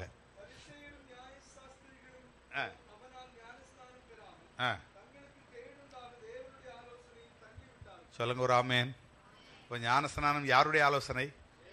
சரி, தேவனுடைய ஆலோசனையை தள்ளி விடுகிறவனுக்கு என்ன கிடைக்கும்? பரலோகத்திலே அவருடைய சிங்காசனத்திலே அவரோடு கூட உட்காருகிற உன்னதமான பாக்கியம் கிடைக்கும். அதானே கேடு? நான் சொல்லல, பைபிள் சொல்லுது. பைபிள் சொல்லுது அவனுக்கு கேடு உண்டாகும். ஹல்லேலூயா. ஏன்னா நம்முடைய ஆண்டவரை குறித்து பைபிள் சொல்லுது, அவர் ஆலோசனைகளில் எப்படிப்பட்டவரா? ஆச்சரியமானவர். ஏசாயா 28:29 சொல்லுது அவர் ஆலோசனையில் ஆச்சரியமானவர். ஏன்னா ஏசாயா 11:2 சொல்லுகிறது, அவருக்குள்ள ஆலோசனைகளை கொடுக்கிற ஆவியானவர் வைக்கப்பட்டிருந்தாராம். இன்னைக்கு மனுஷன் சொல்ற ஆலோசனை சில நேரத்தில் பெஸ்டாகவும் இருக்கும், சில நேரத்தில் ஒஸ்டா போயிடும். கரெக்ட் தானே? அல்லேலூயா. அதனாலதான் மனுஷனை நம்பி ஏமாந்த பலரும் இருக்கிறாங்க. ஆனா தேவன் நமக்கு கொடுக்கிற ஒரு ஆலோசனைங்கிறது ஆமென், அது எவ்வளவு மேன்மையா இருக்கும்னு யோசித்து பாருங்க பார்ப்போம். அது நம்முடைய நித்திய ஜீவனுக்கு ஏதுவான ஆலோசனை. இந்த தாவீது பாருங்க, அவன் தாவீது ஆண்டவருடைய ஆலோசனையில் ரொம்ப கவனமா இருப்பான். சில இடங்கள்ல தவறி இருக்கிறான், மனுஷிக வீழ்ச்சி இருந்திருக்கானா. பல நேரங்களில் தாவீதினுடைய வெற்றி எல்லாம் அவன் சொல்லுவான், எனக்கு ஆலோசனை தந்த தேவனை நான் துதிப்பேன். ராக்காலங்களில் என் உள்ளம் திரியங்கள் அவர் என்ன செய்யும்? துதிக்கும். ஆமேன். 73ஆம் சங்கீதம் 23 உம்முடைய ஆலோசனைகளை தந்து நீர் என்னை ஏற்றுக்கொள்ளும், முடிவிலே உம்முடைய மகிமையில் என்னை ஏற்றுக்கொள்ளும். கர்த்தருடைய ஆலோசனைகளுக்கு நான் என்ன செய்யணும்? பாஸ்டர் சொல்றதை கேட்கலாம், கேட்காம போறது உங்களுடைய விருப்பம். அம்மா அப்பா சொல்றதை கேட்கறது கேட்காம போறது உங்களுடைய விருப்பம்.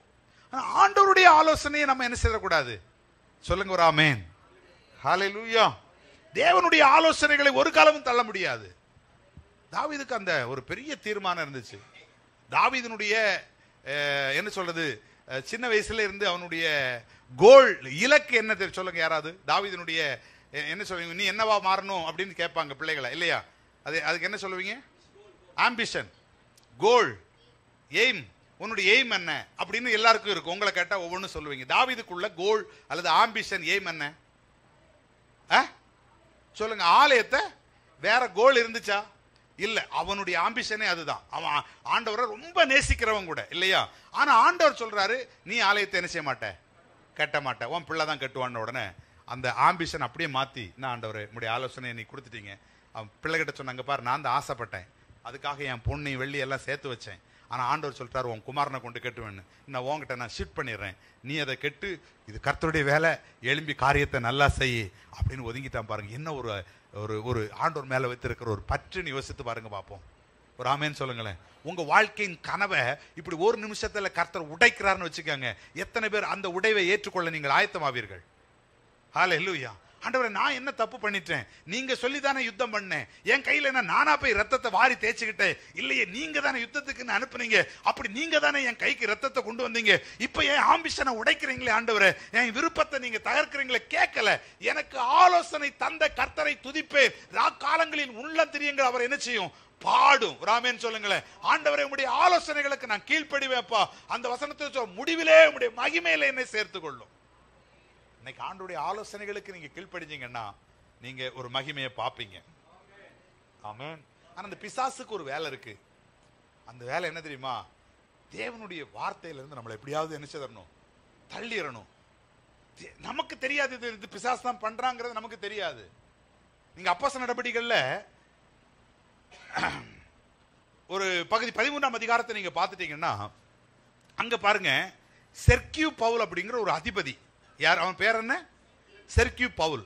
அவன் வந்து பவுலால உண்டாகின கர்த்தருடைய வசனத்தை கேட்டுட்டே இருக்கிறான். அந்த வசனத்தை கேட்கும் போதே ரட்சிக்கப்படணும் அவனுக்கு தோணுது. நான் மனம் திரும்பி ரட்சிக்கப்படணும்னு. ஆனா பாருங்க, பக்கத்தில் இன்னொருத்தர் இருந்தான். அவனுடைய பேர் என்ன? எலிமா. ஒரு மாய வித்தைக்காரன் என்று அர்த்தம் கொள்ளுகிற எலிமான்னு ஒருத்தர் இருக்கிறான். அவன் என்ன பண்றான் அப்படின்னா தடுத்துக்கிட்டே இருக்கிறான். என்ன தடுத்துக்கிட்டு இருக்கான்? இங்க பாரு, அந்த ஆள் சொல்றத பேசிதான் செய்வாரு. பாஸ்டருக்கு இன்னைக்கு வேற வேலை இல்லை, அவர் இன்னைக்கு பிரசங்கம் பண்ணிட்டு தான் இருப்பாரு. நீ அதெல்லாம் போய் என்ன செய்யறாத, அதுக்கெல்லாம் போய் இன்னைக்கே மனம் திரும்பி ஞானஸ்நானத்துக்கெல்லாம் ஒப்பு கொடுத்துறாத. பார்த்துக்கலாம், நம்ம ஆட்கள் எவ்வளவு பேர் இருக்காங்க, அவங்க எல்லாரும் இப்படி தானே இருக்கிறாங்க, அதனால அவசரப்பட்டு முடிவெடுத்துறாதன்னு இந்த செர்கியூ பவுல் என்கிற அதிபதியை பார்த்து யார் பேசி? எலிமான்கிற ஒரு மனுஷன் பேசிட்டு இருக்கிறான். விளங்குறவங்க ராமேன்னு சொல்லுங்களேன். அப்போ பார்த்தீங்க அப்படின்னா பவுல் வந்து ரொம்ப ஆகோஷமா ஒரு காரியத்தை பேசுவார். என்ன பேசுவார் பாருங்க. செம்மையான வழிகளை விட்டு பாருங்க, அந்த பவுல் சொல்லுவார் பாருங்க, எல்லா கபடமும் எல்லா பொல்லாப்பும் நிறைந்தவனே, நீதிக்கெல்லாம் பிசாசின் மகனே, நீதிக்கெல்லாம் பகஞ்சனே, கர்த்தருடைய செம்மையான வழிகளை விட்டு புரட்டுவதை ஓயமாட்டாயா? இது யாருடைய வேலை சொல்லுங்க? ஆமா, இன்னைக்கு உங்களை யாராவது உங்களுக்கு காதுல பேசிட்டு இருக்கிறாங்களா? அப்புறமா அது நான் சொல்லல. எல்லா கவடும் பொல்லாப்புன்னு. எனக்கு ஆசை உங்களை எப்படியாவது என்ன செய்யணும், நீங்க மாறி எங்க வந்துடணும், ஆண்டோடைய ராஜ்யத்துக்குள்ள வரணும். எனக்கு ஆசை இருக்கு. உங்களுக்கு ஆசை இருக்கா? ஏமே இல்ல, இந்த ஆள் ஏதாவது உங்ககிட்ட பேசுறானா? துரத்துறதுக்கு ஆண்டவர் தாமே கிருபை தருவாராக. ஏமே கர்த்தருடைய ஆலோசனை நிலை நிற்கும். எல்லாரும் சொல்லுங்க ஒரு ஆமேன். ஹல்லேலூயா. லவோதிக்கேயா சபையை பார்த்து ஆண்டவர் சொல்றாரு, வெளிப்படுத்துற விஷயத்தினுடைய கடைசி சபை நமக்கு எல்லாருக்கும் தெரியும். நீ இப்படி அனலும் இல்லாம குளிரும் இல்லாம என்ன செய்யாத இருக்காதப்பா. ஏமேன். அங்க சொல்றாரு பாருங்க, நீ என்ன செய்யாத, ஏமேன், நீ இப்படி உன்னையே பெருசுபடுத்திக்கிட்டு நீ இருக்காத, கர்த்தருடைய சத்தத்துக்கு இடம் கொடு. அந்த 3ஆம் அதிகாரத்துல நீங்க வாசிச்சு பாருங்க, 18வது வசனத்துல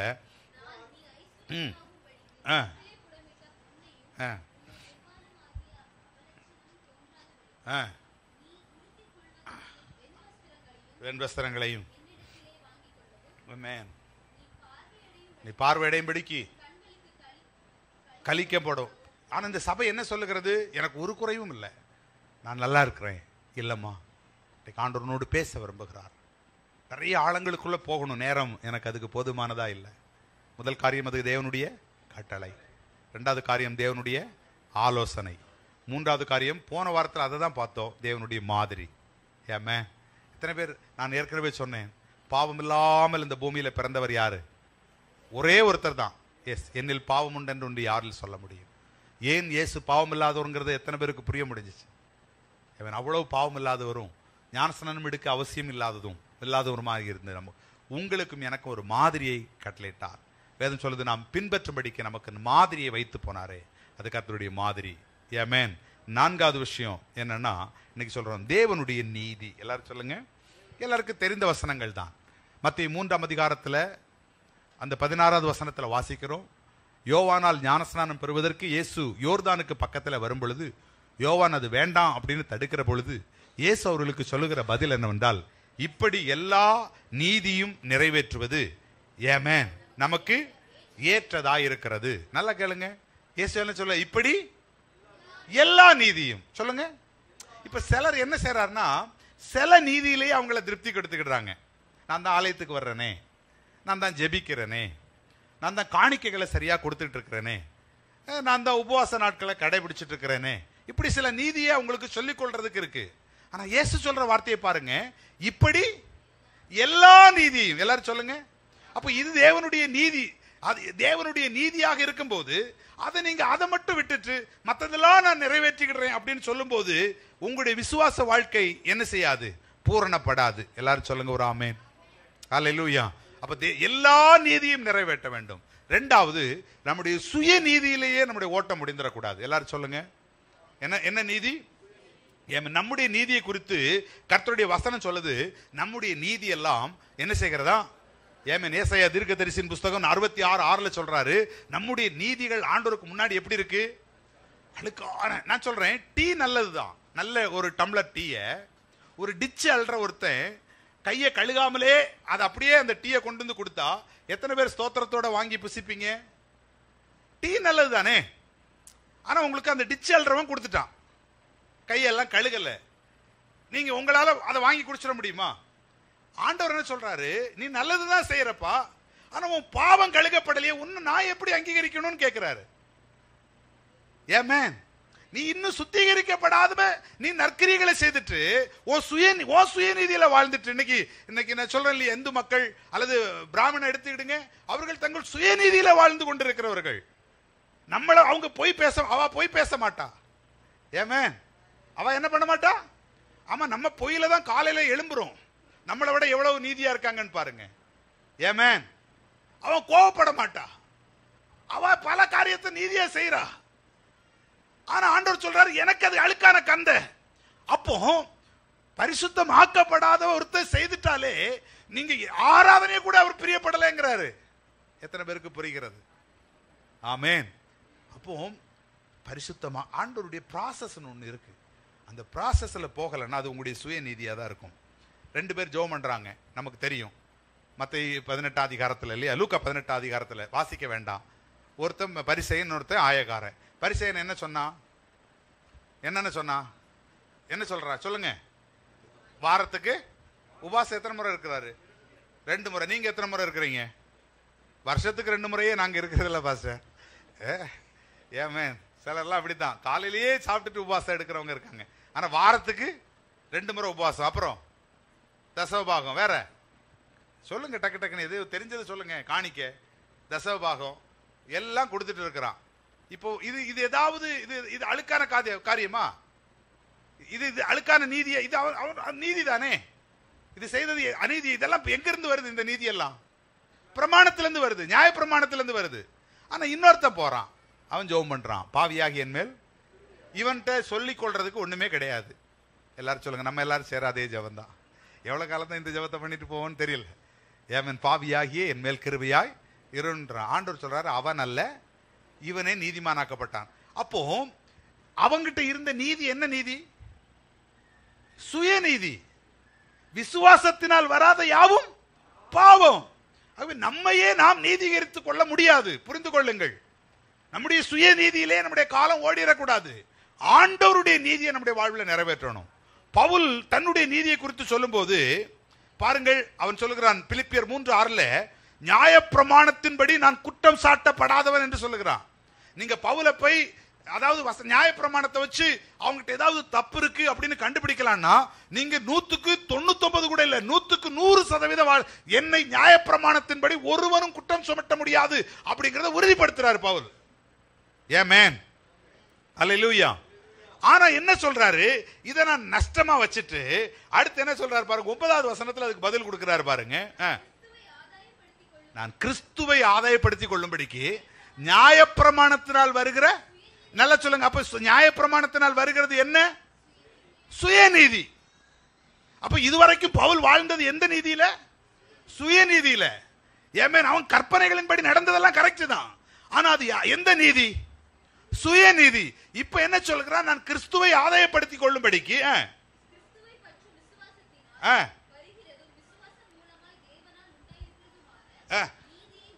அந்த நீதி என்ன? பைபிள் கிறிஸ்துவை குறித்த விசுவாசத்தின் நீதி என்ன? இப்படி எல்லா நீதியும் நிறைவேற்றுவது தேவனுக்கு சித்தமா இருக்கு. அப்ப அதுல ஒரு நீதி தான் என்னது? ஞானஸ்நானம். அப்படியானால் அந்த ஞானஸ்நானத்தை நம்ம எடுக்கணுமா கூடாதா? சொல்லுங்க பாப்போம். அந்த நீதியை ஆண்டவர் நிறைவேற்றின பிறகு கர்த்தருடைய வசனம் சொல்லுது, வானம் என்ன செய்யப்பட்டுச்சு? திறக்கப்பட்டது. பரிசுத்த ஆவியானவர் இறங்கி வந்தார். ஆமென். அவர் சொல்றார், நேசகுமாரன் இவரில் நான் பிரியமாய் இருக்கிறேன். அல்லேலூயா. 4 காரியங்களை பார்த்துட்டோம். என்னென்ன சொல்லுங்க? கட்டளை, ஆலோசனை, சொல்லுங்க அடுத்தது மாதிரி, மாடல். இப்ப நம்ம பார்த்த காரியம் என்ன? நீதி. 5 அவருடைய மரணத்தின் சாயல். எல்லாரும் சொல்லுங்க ஒரு ஆமென். அவருடைய மரணத்தின் சாயல். சரி, பைபிள் எங்க இருக்குது? ரோமர்கள் எழுதின புத்தகம் 6ஆம் அதிகாரம் 3வது வசனத்தை படியுங்கள். வேகமாக, நான் நிறைய வசனங்களை இப்ப இன்னைக்கு கோட் பண்ணல.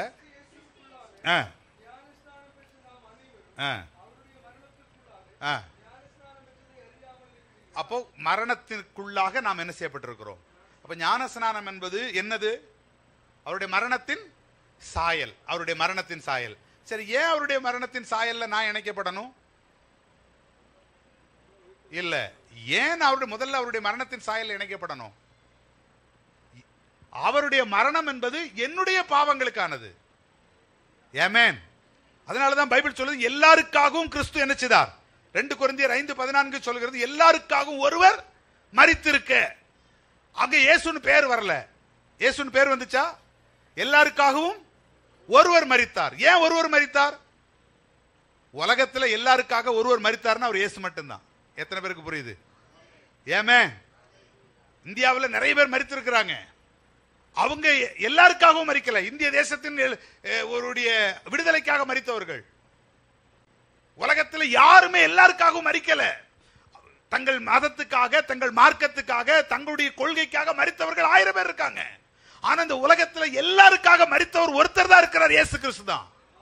வேற யாரும் அப்படி மரிக்கல. ஏமே, ஒருவனும் கெட்டு போக கூடாது. எல்லாருக்காக அவர் மரித்தார். ஆமென். அதனாலதான் ரோமர் சொல்லுது, அவர் எனக்காக மரித்தார். இப்ப அவருடைய மரணத்துல நாம் போய் இணைக்கப்பட வேண்டியது அவசியம். எனக்காக அவர் மரித்திருக்கிறார்னா அந்த மரணத்தின் சாயல்ல நான் இணைக்கப்படும் பொழுது அந்த 5வது வசனம் சொல்லுது, அவருடைய உயிர்த்தெழுதலின் சாயல்ல எனக்கு என்ன கிடைக்கும்? ஒரு ஆமென் சொல்லுங்க. அல்லேலூயா. யார் இணைக்கப்படுவோம்? மரணத்தின் சாயல்ல இணைக்கப்பட்டிருந்தால், அதாவது மரணத்தின் சாயல் என்ன? ஞானஸ்நானத்தின் மூலமாய் அவரோடு கூட நான் மரணத்துக்குள்ளானதை அறியாமல் இருக்கிறீர்களா? யாரெல்லாம் ஞானஸ்நானத்தின் மூலமாய் அந்த மரணத்தின் சாயல்ல இணைக்கப்படுகிறார்களோ அவர்களுக்கு தான் என்ன உண்டு? உயிர்த்தெழுதல். ரொம்ப தெளிவா இருக்கு. நான் சொல்லல, கர்த்தருடைய வார்த்தை சொல்லுது. ஆமென். கொலோசியர் 2:12 வாசிக்கிறோம், ஞானஸ்நானத்தின் மூலமாய் அவரோடு கூட நாம் அடக்கம் பண்ணப்பட்டோம். ஆமென். கொலோசியர் 3:4 வசனங்களை மட்டும் படிங்கள், முடிக்கலாம். உங்கள் ஜீவன் கிறிஸ்துவுடனே தேவனுக்குள் மறைந்திருக்கிறது. நம்முடைய தேவனாகிய கிறிஸ்து வெளிப்படும் போது, ஆமென், ஒரு ஆமென் சொல்லுங்கள் பார்ப்போம். ஹல்லேலூயா. எவ்வளவு அற்புதமான ஒரு வார்த்தை. அவருடைய மரணத்துக்குள்ளானால், வேதம் சொல்லுது, அவருடைய மரணத்துக்குள்ளாக நீங்க மாறினீங்கன்னா அவருடைய உயிர்த்தெழுதலுக்குள்ள, நித்திய ஜீவனுக்குள்ள பங்கெடுக்கிறவர்களாக நீங்கள் மாறுவீர்கள். இன்னும் 2 விஷயங்கள் தான், ரொம்ப வேகமா சொல்லி முடிச்சிடுறேன். ஆண்டவரை சாட்சிப்படுத்துவது. என்னது? இந்த பூமியிலே ஆண்டவரை அறிக்கையிடுவது, சாட்சிப்படுத்துவது. ஆமென். இப்படி சொல்லுவாங்க அதை பற்றி. அதாவது உள்ளான மனுஷனுக்குள்ள வந்த மாற்றத்தை வெளியான மனுஷன்ல பேசுறதுக்கு பேர் ஞானஸ்நானம். ஆண்டவரை பகிரங்கமா நீங்க போய் அறிவிக்கிறது. அப்போஸ்தலர் 22:15-16 அது சொல்லுது, நீ போய் என்னை சாட்சிப்படுத்து அப்படின்னு சொல்லிட்டு, நீ இனியும் தாமதிக்கிறதனை எழும்பி ஞானஸ்நானம் பண்ணு அப்படின்னு பவுல்ட்ட ஆண்டவர் பேசுகிறத சத்தத்தை பவுல் விளக்குறாரு. ஆண்டவரை இந்த பூமியில சாட்சிப்படுத்த வேண்டியவர்களாய் நாம் இருக்கிறோம். இந்த பூமியில என்ன அறிக்கை பண்ணனா, நான் என் பிதாவுக்கு முன்னாடி உன்னை என்ன செய்வேன்? அறிக்கை பண்ணுவேன். இந்த பூமியில நீ என்ன மறுதலிச்சிட்டன்னா என் பிதாவுக்கு முன்னாடி நானும் உன்னை என்ன செய்திருவேன்? மறுதலிச்சிருவேன். ஞானஸ்நானத்தை சில ரகசியமா எடுப்பாங்க.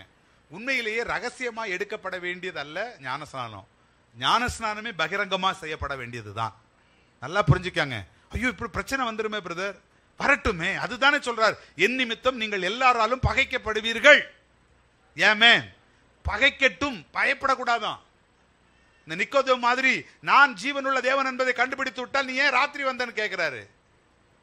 நிக்கோதேமு எங்கெல்லாம் பேசுறாரு, ராத்திரியில வந்தவன், ராத்திரியில வந்தவன், ராத்திரியில வந்தவன் அப்படின்னே ஆண்டவர் பேசுவார். நீங்க ஏன் சொல்றாருன்னா, உனக்கு தான் மேசியான்னு தெரிஞ்சிருச்ச, நீ ஏன் பகல்ல வந்திருக்கலாமே, நீ ஏன் ஒளிந்து வந்தா? இரவிலே வந்தவன், இரவிலே வந்தவன். இன்னைக்கு இரவிலே வரக்கூடாது, பகல்லையே செய்யணும். இது ஆண்டவரை அறிக்கை பண்ணுகிற ஒரு காரியம். ஜாதிகளுக்கு முன்பாக அறிக்கை செய்யுங்கள், கர்த்தர் உங்களை பலப்படுத்துவார். அடுத்த காரியம் நம்முடைய நல்ல மனசாட்சியினுடைய உடன்படிக்கை. எல்லாரும் சொல்லுங்க ஒரு ஆமென். குட் கான்சியஸ் அப்படின்னு போட்டிருக்கு. நல்ல 1 பேதுரு 3:21 சொல்கிறது, தேவனை குறித்த நல்ல மனசாட்சியினுடைய உடன்படிக்கை. எல்லாரும் சொல்லுங்க ஒரு ஆமென். ஆமென். நல்லா புரிஞ்சுக்காங்க. நீங்க ஞானஸ்நானம் எடுக்கலன்னா உங்களுடைய மனசாட்சி என்ன மனசாட்சி தான்? துர்மனசாட்சி. இல்ல பிரதர், எங்களுக்கு அப்படியெல்லாம் ஒன்றும் தெரியலையே. சிலருக்கு அந்த துர்மனசாட்சி தெரியாது. என்ன ஆயிரும்? இருதயம் கொலைகாரனுக்கு நம்ம செய்யறது தப்புன்னு தெரிஞ்சா கொலை பண்ணுவானா? தண்ணி அடிக்கிறவனுக்கு தான் செய்யறது தப்புன்னு தெரிஞ்சா தண்ணி அடிப்பானா? அது அவனுடைய இருதயம் பழகி போயிடும். ஆமாம், அது மாதிரி சிலருக்கு இருதயம் தங்க செய்யறது தவறுன்னு தெரியாது. அதனால அவங்க மனசாட்சியும் அப்படிதான் இருக்கும். நல்ல மனசாட்சியினுடைய அடையாளம் என்னன்னு கேட்டீங்கன்னா ஞானஸ்நானம். ஞானஸ்நானமானது கர்த்தருடைய வசனம் சொல்லுது, மாம்ச அழுக்கை நீக்குதலாக இறையாமல் தேவனை குறித்த நல்ல மனசாட்சியினுடைய உடன்படிக்கையாயிருந்து நம்மையும் இயேசு கிறிஸ்துனுடைய உயிர்த்தெழுதலினால் ரட்சிக்கிறது. அதுக்கு மேல நீங்க பாருங்க, நோவாவினுடைய பேழையை குறித்து பேசுவார். நோவாவினுடைய பேழையை குறித்து பேசுறாரு. அந்த பேழையை குறித்து பேசும்போது சொல்றாரு, ஆண்டவர் நோவாவை ஜலப்பிரளயத்திலிருந்து காத்தார்னு சொல்றாரு. நம்ம எல்லாம் புரிந்து கொண்ட காரியம் என்ன? நோவாவை தண்ணீரினால ஜலப்பிரளயத்தினால எல்லாரையும் அழிச்சாருன்னு இல்ல. ஆண்டவர் சொல்றாரு, அழிக்கிறது ஏன் வேலை இல்ல, என்னுடைய பரிசுத்தவான நான் தண்ணீர் மூலமா வேறுபடுத்தி நான் என்ன செய்தேன் தெரியுமா, என் வார்த்தைக்குள்ள வச்சு அவங்களை காத்துக்கிட்டேன். அதுதான் அதற்கு ஒப்பனையான ஸ்நானம். அதாவது நான் பாவிகளை அழிப்பதற்காக தண்ணியை கொண்டு வரல, அழிவை கொண்டு வரல, அந்த பாவிகள் மத்தியில் இருக்கிற பரிசுத்தவான காப்பாத்துறதுக்காக நான் தண்ணி அனுப்புனேன். ஆமென். இன்னைக்கு ஆண்டவர் சொல்றாரு, பாவிகளை சிக்ஷிக்கிற வேலை என்னுடையது இல்ல, பாவத்தின் சம்பளம் மரணம், அது அவனை ஆண்டு கொள்ளும், அது நான் கொடுக்க வேண்டியதில்லை. பாவத்தின் சம்பளம் மரணம். ஆனா நான் என்ன செய்ய போறேன்னா தண்ணீர்னால அவங்களை வேறு பிரிக்க போறேன். அது அந்த வேறு பிரிப்பு கிடைக்கும் போது உன்னுடைய நல்ல மனசாட்சிக்கு அது உடன்படிக்கையா மாறிடும். அதனால நீ என்னோடு கூட சேர்க்கப்படுவாய். ஆமென். கடைசியா ஒன்ன சொல்லி முடிச்சிடுறேன். பரலோகம் செல்லும் ஒரே வழி, எல்லாரும் சொல்லுங்க ஒரு ஆமென். பரலோகம் செல்லுகிற, சரி, எங்க இருக்கு அந்த வார்த்தை?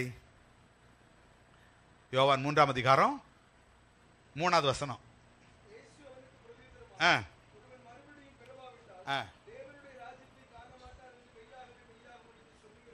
5ஆம் வசனம். ஜலத்தினாலும் ஆவினாலும் எங்க எப்படி பிரவேசிக்கும்? ஜலத்தினாலும் ஆவினாலும். இப்ப என்ன பிரச்சனைனா, இங்க என்ன சொல்லிடுறாங்க அப்படின்னா, இங்க சொன்ன ஜலம் தண்ணி கிடையாது. இங்க சொல்லப்பட்டிருக்கிற ஜலம் என்னதான்? வசனம் அப்படிங்கிற கருத்து. ஒரு நாளும் இல்ல, இங்க சொல்லப்பட்டிருக்கிற ஜலம் தண்ணி தான். ஏமே நீங்க இதுக்கு கொடுக்கப்பட்டிருக்கிற கிரீக் வேர்டு, எனக்கு அந்த வேர்டை உச்சரிக்க முடியல, HUDATOS என்கிற வார்த்தை தண்ணீருக்கு கொடுக்கப்பட்ட வார்த்தை தான். எல்லாரும் சொல்லுங்க ஒரு ஆமென். அல்லேலூயா. இதுக்கு நீங்க வசனத்தினால உண்ட மறுபடி பிறப்பை முழுமையாய் நான் அங்கீகரிக்கிறேன். ஆமென். இப்ப நீங்க பாருங்க, இயேசு கிறிஸ்துவை குறித்து பைபிள் சொல்லுது, அவர் ஜலத்திலிருந்து கரையேறினார். அப்படி இருக்கா இல்லையா? யோவான் 3:10 அவர் ஜலத்திலிருந்து. அப்ப நீங்க சொல்லுங்க, வசனத்திலிருந்து கரையேறினார். எத்தனை பேர் சொல்லுங்க அவர் வசனத்திலிருந்து அப்படியே கரையேறி வந்தார்னு? கிடையவே கிடையாது. அவர் எங்க இருந்து தான் கரையேறி, அங்கே சொல்லப்பட்டிருக்கிற ஜலம் என்று சொல்லப்பட்டிருக்கிற எல்லா இடமும் நேரடியாக தண்ணீரை குறிப்பதுதான். ஆமென்.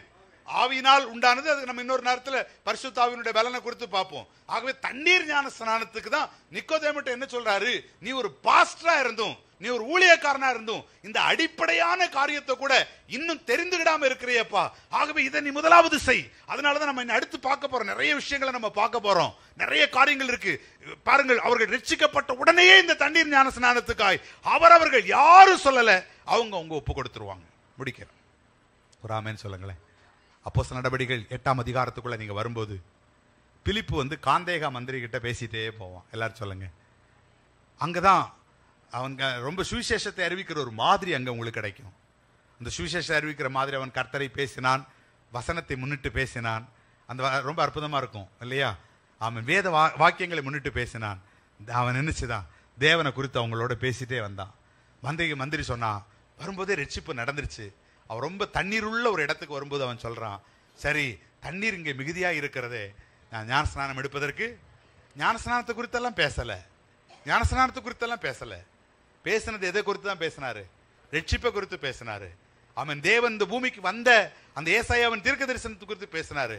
அப்பமே அவனுக்கு தெரிஞ்சிருச்சு அவர் தான் ஜீவன் உள்ள தேவன். ஒரு ஆமென் சொல்லுங்கள். உடனடியாக கந்தேக மந்திரி சொல்றாரு, அவனுக்கு தெரியும், அடிப்படை விஷயம் தெரியும். நான் ஞானஸ்நானம் எடுப்பதற்கு தடை என்ன? பைபிள் சொல்லுது, நீ விசுவாசித்தால் உனக்கு தடை இல்லை என்று சொன்னாங்க.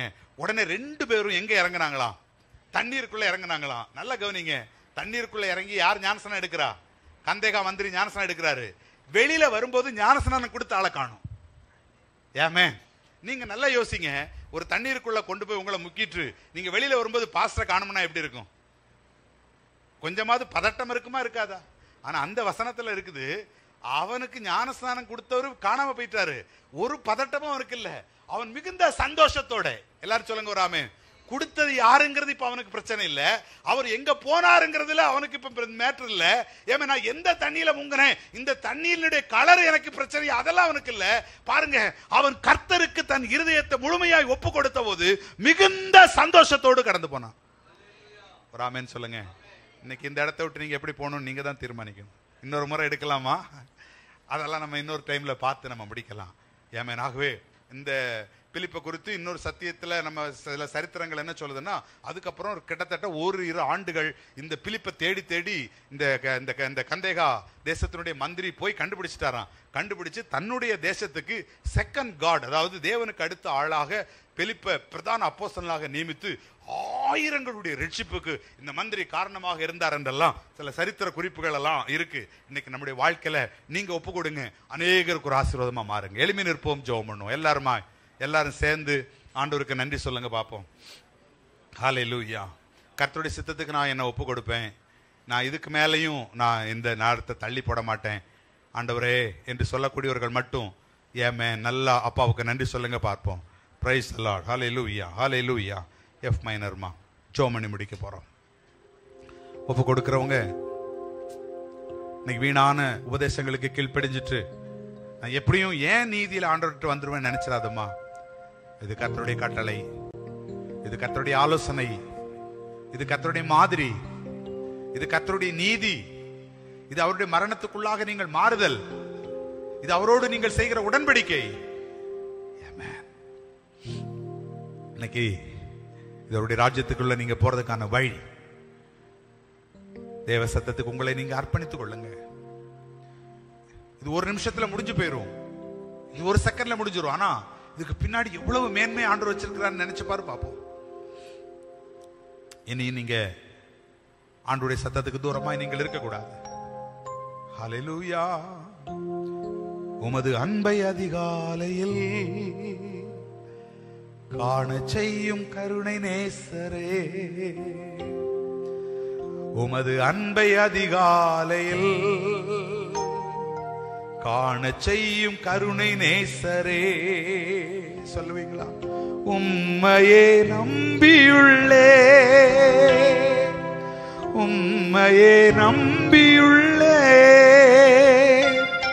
நீர் விரும்பும் உம் நல்ல பாதைகளை தினந்தோறும் காட்ட வேண்டும் திவ்யநாதரே, தினந்தோறும் காட்ட வேண்டும் திவ்யநாதரே.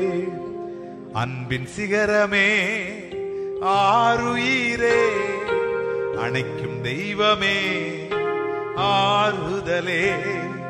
அன்பின் சிகரமே, ஆருயிரே, அணைக்கும் தெய்வமே, ஆறுதலே.